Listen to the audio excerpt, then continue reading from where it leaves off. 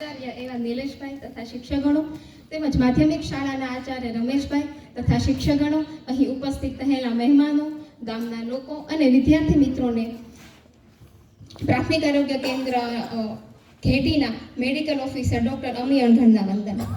હું સૌથી પહેલા તો પ્રાથમિક શાળાના શિક્ષકોનો આભાર વ્યક્ત કરવા માંગીશ કે તેમણે મને રાષ્ટ્રધ્વજ ફરકાવવાનું એક સૌભાગ્ય આપ્યું અને મેં મારા જીવનમાં જે કંઈ પણ હાસિલ કર્યું છે, અત્યારે જે ડિગ્રી હાસિલ કરી છે MBBSની, તેમાં હું સૌથી વધારે યોગદાન આ શિક્ષકોનું માનું છું. કારણ કે કહેવાય છે ને કે પાયો જેટલો મજબૂત હશે એટલી જ ઇમારત ટિકાઉ બનશે. એવી જ રીતે મારું જે પાયાનું ઘડતર છે, મારું જે શિક્ષણ છે, આ શિક્ષકો દ્વારા મને પ્રાપ્ત થયેલું છે. એટલે હું સૌથી વધારે થેન્ક યુ આ શિક્ષકોને કહેવા માંગીશ. પછી અત્યારે જ્યારે ડૉક્ટર બન્યા પછી ઘણા લોકો આવીને મને કહેતા હોય છે કે તમે બહુ જ નસીબદાર છો, યુ આર વેરી લકી. ત્યારે હું એમને જવાબ આપતા એક જ વસ્તુ કહું છું કે લક ફેવર્સ ધી બ્રેવ. કોઈ પોતાનું લક લઈને નથી આવતું, આપણે પોતાનું નસીબ, આપણું લક બનાવવું પડે છે. અને કદાચ નસીબ હોય તો પણ, મહેનત નહીં હોય તો નસીબ પણ તમારો સાથ નહીં આપે. અત્યારે આ વિદ્યાર્થી મિત્રોને જોઈને મને મારા બાળપણની એક વાત યાદ આવે છે કે આપણા જીવનમાં આપણા માતા પિતા અને આપણા શિક્ષકોનું કેટલું મહત્વ હોય છે એ હું આ એક વાત વાળા તમને સમજાવવા માંગુ છું. કે જ્યારે હું છઠ્ઠા ધોરણમાં ભણતી તો મારે 96% આવેલા અને મારે બધા જ ધોરણમાં એમ તો ફર્સ્ટ રેન્ક આવતો. તો મારા પપ્પાને મેં રિઝલ્ટ બતાવ્યું તો પપ્પાએ મને એક જ વાક્ય કીધેલું કે જો બેટા, બધા ધોરણમાં તું 90% લાવીશ ને તો તું ડૉક્ટર બની શકે.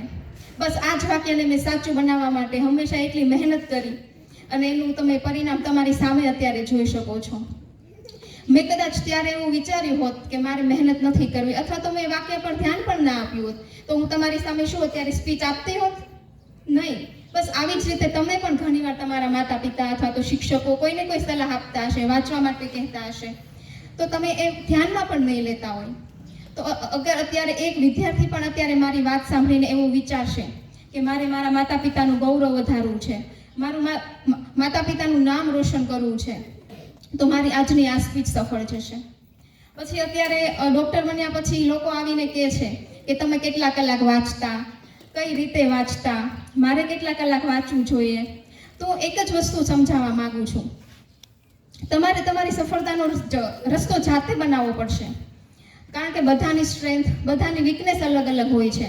ત્યારે ડૉક્ટર પાસે જઈને એવું કહો છો કે આગળના પેશન્ટને જે દવા આપી એ જ મને આપો? નહીં, કારણ કે તમને ખબર છે કે એની બીમારી અલગ છે, મારી બીમારી અલગ છે, એનું શરીર અલગ છે.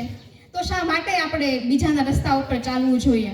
અને આપણી સ્ટ્રેન્થ શું છે, આપણી વીકનેસ શું છે, એ આપણાથી વધારે કોઈ ના જાણી શકે. આપણા નજીકના શિક્ષક કે માતા પિતા પણ ના જાણી શકે. તો હું શા માટે એ રસ્તા ઉપર ચાલું જે મારા માટે બન્યું જ નથી?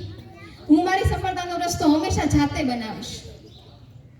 પછી અત્યારે બાળકો મહેનત કરવાનું શરૂ કરી દે છે અને અડધે પહોંચીને ગીવ અપ કરે છે કે મારું રિઝલ્ટ કેવું આવશે, અથવા તો મારે જેટલા ટકા જોઈએ છે એટલા ટકા નહીં આવે, અથવા તો મારે જે ડિગ્રી જોઈએ છે ડિગ્રી મને નહીં મળે. તો જ્યારે પણ તમને એવો વિચાર આવે તો ત્યારે તમારે એક જ વસ્તુ વિચારવાની છે કે મારો અધિકાર કર્મ કરવાનો છે, એના પરિણામમાં ક્યારેય નથી. આપણા હાથમાં એક જ વસ્તુ છે અને એ છે મહેનત. અને તમે એટલી મહેનત કરો, એટલા કાબિલ બનો કે તમારે સફળતાની પાછળ ના ભાગવું પડે, સફળતા તમારી પાછળ ભાગીને આવે. અને કદાચ અત્યારે બેઠેલા વિદ્યાર્થીઓમાંથી હું પૂછીશ કે કોને શું બનવું છે, તો કદાચ એવા 99% વિદ્યાર્થી છે જેને ખબર જ નથી કે શું બનવા માંગે છે, લાઈફમાં આગળ શું કરવા માંગે છે. અને અગર તમને ખબર છે કે તમે શું કરવા માંગો છો, શું બનવા માંગો છો, તો તમે એવા 1% વિદ્યાર્થીમાં આવો છો જે ઇતિહાસનો ભાગ બનવા નથી માંગતા, પણ એક નવો ઇતિહાસ બનાવવા માંગે છે.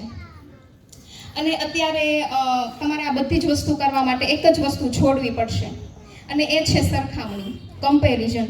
જે તમે તમારી કમ્પેરિઝન તમારા દોસ્તારો જોડે કરો છો, તમારી બેનપણી જોડે કરો છો, અને એ જ તમને સૌથી વધારે દુઃખી કરતી હોય છે કે મારી બેનપણી આટલા કલાક વાંચે છે તો હું પણ આટલા કલાક વાંચીશ, એનું રિઝલ્ટ આવું આવ્યું, મારા ટકા ઓછા આવ્યા.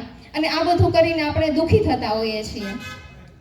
તો તમારે જ્યારે પણ સરખામણીનો વિચાર આવે ત્યારે એક જ વસ્તુ વિચારવાની છે અને એ છે કે હું એનાથી અલગ છું, મારી પરિસ્થિતિ એનાથી અલગ છે અને મારો ગોલ એનાથી અલગ છે. તો હું શા માટે મારી જાતને બીજા જોડે સરખામણી કરું? અને બસ હવે મારી સ્પીચને અંત આપતા એક જ વાત કહેવા માંગીશ કે જો આપણું મન નહીં હોય ને મહેનત કરવાનું, તો અહીંયાથી હું કહું, તમારા માતા પિતા કહે કે તમારા શિક્ષકો કહે એ બધું જ વ્યર્થ છે. કારણ કે કહેવાય છે ને કે મન હોય તો જ માળવે જવાય. બસ આટલું કહીને હું મારી સ્પીચને સમાપ્ત કરીશ. Thank you. જય હિન્દ, જય ભારત.